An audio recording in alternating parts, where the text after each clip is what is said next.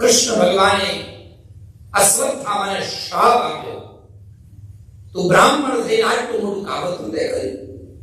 તારા પિતાએ કેટલી બધી ઉજ્જવળ બુદ્ધિ રાખી અને બ્રહ્મ શસ્ત્ર આપ્યું. સ્વયં બ્રાહ્મણ ઉત્તમ ગુરુનો પુત્ર, બધા જ સદ્ગુણો તારામાં હતા, પણ અશ્વત્થામા તે એક અધર્મી વ્યક્તિને સાથ આપ્યો.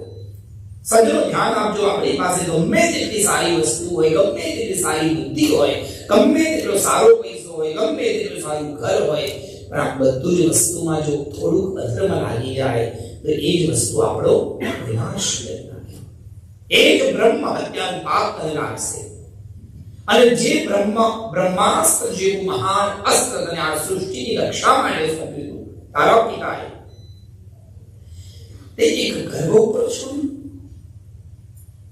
અશ્વત્થામાનું ચાવુને એક ક્ષણમાં તને મારીને ભસ્મ કરી શકું છું, આવું કેશવ માધવ કહે છે આપણો.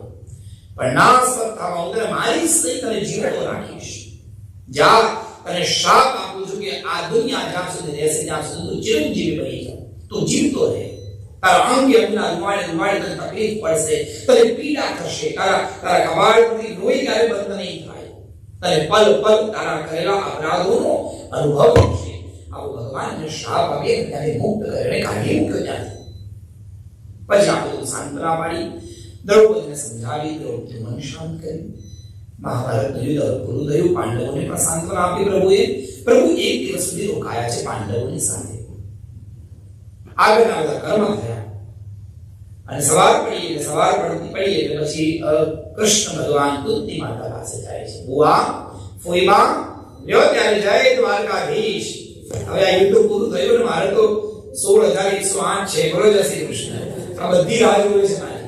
કેટલા દિવસથી આ મહાભારતના યુદ્ધમાં બિઝી હતું, કેટલા ફોન આયા, કેટલા મેસેજ આયા. આઈ હેવ ટુ ગો, જવું પડશે મારે. હાથ પકડો કિશન, કૃષ્ણ થોડું રોકાઈ જાઓ. એટલે બે ચાર વાતો કરી ફોઈબા સાથે. પછી આમ ભગવાન રથમાં પગ મૂકવા જાય ત્યાં બ્રહ્માસ્ત્રનો પ્રયોગ થયો અને ગર્ભ બળવા લાગ્યો ઉત્તરાનો. અને દોડતી ઉત્તરા આવે છે અને એક પગ ઠાકોરજીનો રથમાં છે અને એક પગ આમ હવામાં મૂકવા માટે ઊંચો કર્યો ત્યાં તો ઉત્તરાએ હાથ ભગવાન પગ પકડી લીધો. પુષ્ટિ માર્ગની સૌથી પહેલી વિચારણા, સજ્જનો ધ્યાન આપજો, પુષ્ટિ માર્ગનું પહેલું પગથિયું છે શરણાગતિ. હવેલીમાં જઈશું, ગમે તે કરીશું, પણ જો આપણી શરણાગતિ પ્રભુમાં નહીં હોય તો એ સેવાનું કોઈ જ મહત્વ નથી. એટલે પહેલી, બાકી આમ તમે જો પ્રશ્ન શું હતો, પરીક્ષિત રાજા કોણ છે, એ પ્રશ્નને અને જવાબને કોઈ લેવા દેવા નથી. પણ તોય આ ત્રણ ચરિત્રો આપણને કીધા, કારણ કે આ ત્રણ ચરિત્રો એ ભક્તની અવસ્થા છે. એક ભક્તમાં જ્ઞાન, એકમાં વૈરાગ્ય અને એકમાં ભક્તિ. આ ત્રણ તત્વ આપવા માટે ભાગવત શરૂ થાય છે. એટલે સૌથી પહેલું તત્વ જે આપણને બહુ જરૂરી છે, એના વગર આપણે ભક્તિ ન કરી શકીએ, એના વગર પુષ્ટિમાં પ્રવેશ ન થાય, પહેલું પગથિયું છે જ્ઞાન. બુદ્ધિ હોવી જોઈએ. જ્ઞાન વગર ક્યારે સેવા ન કરવી. પેલા એ કરી તો હું કરું, એમને કરી તો દેખા દેખીની સેવા ક્યારે ન થાય. બોલો જય શ્રી કૃષ્ણ. નગર તો વાદળ જેવા અમદાવાદથી લાખોનું સંઘ ચાલતો જાય દર વર્ષે. ચાલતા લાખો જાય તો પેલા અલગ અલગ ટુકડીઓ, એમાં લગભગ સિનિયર સિટીઝન બધા હોય. 5 દિવસ જો બહાર જાય તો બહુ ને ઘરમાં શાંતિ. બાર તમે જાઓ એ માટે તમે દ્વારકાધીશ દર્શન થાય. એટલે પછી આપણી ટોળકી હોય એટલે બધી લેડીઝ બધી ભેગી થાય, સિનિયર સિટીઝન. પછી બધું અમે એમાં રસ્તો ભૂલી જાય બિચારા, કેટલા બધા માણસો હોય. એટલે એ 10 જણી વચ્ચે ધજા આપે. તમારે ધજા યાદ રાખવાની. કોઈ લાલ ધજા વાળા, કોઈ પીળી ધજા વાળા, એવા બધા ગ્રુપ બનાવેલા હોય. એમાં થયું એવું છે, આ સત્ય હકીકત છે, સાંભળજો. અમદાવાદથી નાગપુર ચાલતો સંઘ નીકળ્યો. પહેલા દિવસે જગ્યાએ પડાવ રાત્રે બધા રોકાયા. રાત્રે ખાધું બધાએ, ખાઈ પછી જરા વોક કરવામાં નીકળ્યા. એ જે ધર્મશાળામાં રોકાયા હતા એની પાછળ જરાક આમ ચાલવા જેવો રસ્તો, ચાલતા ચાલતા ગયા. હવે ત્યાં એક કૂવો, આખી ધર્મશાળાના બાથરૂમનું પાણી કૂવામાં ભેગું થાય.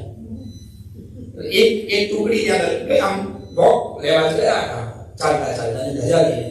હવે 12 ધજાએ કૂવાના પાળ ભૂલી ગયા. બોલો જય શ્રી કૃષ્ણ. પછી પાછા આવ્યા. બીજા દિવસે બીજો સંઘ આવ્યો. સાંજનું ભોજન કર્યું. એક બેનની નજર પડી, ઓહો જુઓ જો ધજા રહે તો દર્શન કરવા એ કુવા પાસે. એટલે એક ટુકડી એ કુવાના દર્શન કરવા માટે ગઈ. ધજાએ લઈ ગઈ હતી, એને એમ લાગ્યું કે પવિત્ર વાવ હશે, કુવો હશે.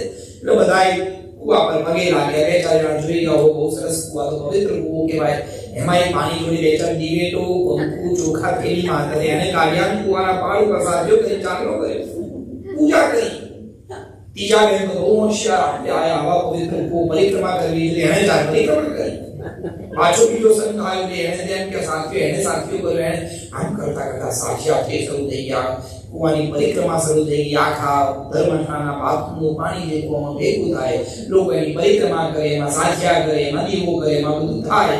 એમાં એક બેન હોશિયાર, આટલી આયા બાપા ચરણામૃત નામ લઈ ગઈ. બોલે દેખા દેખીની ભક્તિ ન કરાય. સમજ ન પડે શું કરીએ છીએ.